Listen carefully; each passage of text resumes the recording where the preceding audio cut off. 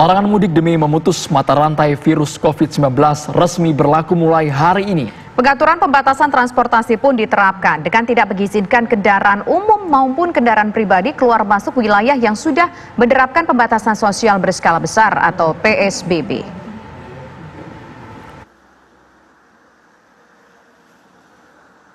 Sejumlah titik pemeriksaan untuk memantau arus kendaraan yang keluar masuk Jabodetabek telah dipersiapkan berkaitan dengan larangan mudik yang resmi diberlakukan mulai hari ini, 24 April.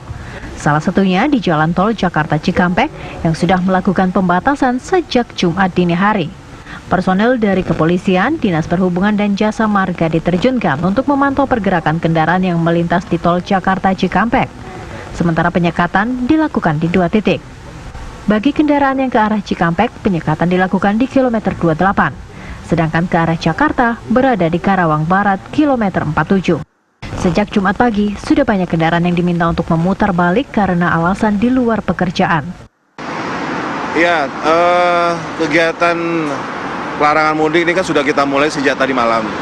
Sejak pukul 00.00 dan kita sudah cukup banyak memutarbalikkan kendaraan-kendaraan kembali ke Jakarta.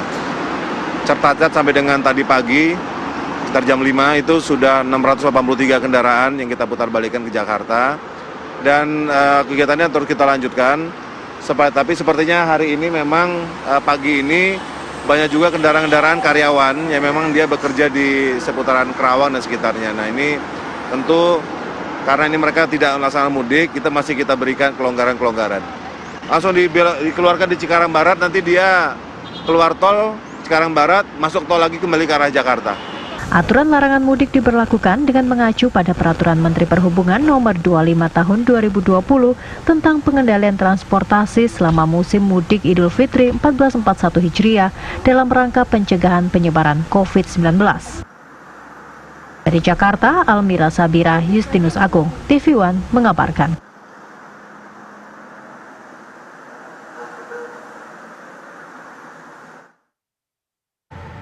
Pemirsa, titik penyekatan larangan mudik tahun 2020.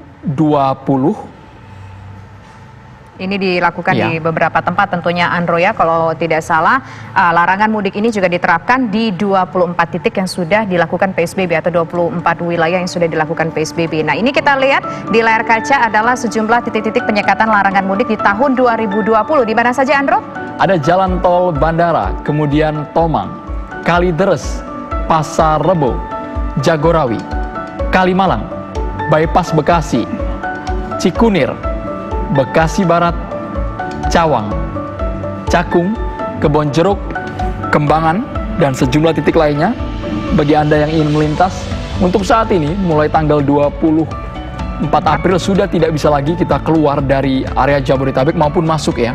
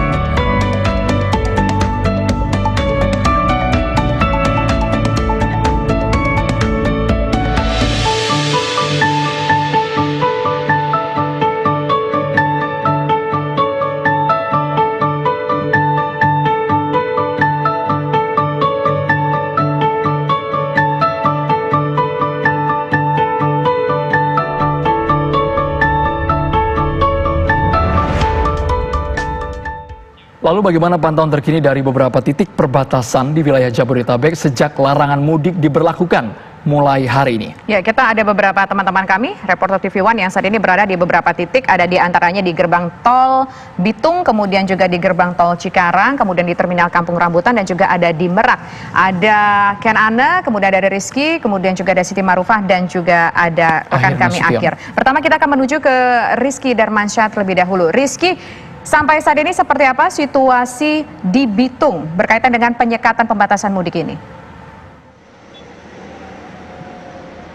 Iya, Tisa dan juga pemirsa, di hari pertama pelarangan mudik kami pantau di salah satu penyekatan di Bitung, Tangerang ini pengecekan terus dilakukan oleh petugas dan kami pantau memang situasi arus lalu lintas di sini di titik penyekatan memang sedikit terjadi adanya penumpukan kendaraan, namun ini dikarenakan karena adanya pengecekan satu persatu kendaraan yang melintas di kawasan ini. Kalau kita lihat memang ada 2 jalur yang dibagi oleh petugas di lapangan dari Polri, TNI dan juga Dinas Perhubungan, di mana di jalur yang sebelah kanan yang mengarah dari ke arah kendaraan Jakarta menuju tol Jakarta Tangerang ini bagi kendaraan-kendaraan besar dan juga truk, sedangkan di bagian kiri ini akan dilalui oleh kendaraan-kendaraan kecil, kendaraan penumpang dan juga kendaraan umum seperti bus antar kota, antar provinsi ataupun bus kota yang memang melintas di kawasan ini. Nah, hal tersebut dilakukan untuk mempermudah pengecekan yang dilakukan oleh petugas jika memang masih ada masyarakat ataupun penumpang pengemudi kendaraan yang nekat mudik langsung dikeluarkan ke arah Bitung, kemudian diperintahkan, diarahkan untuk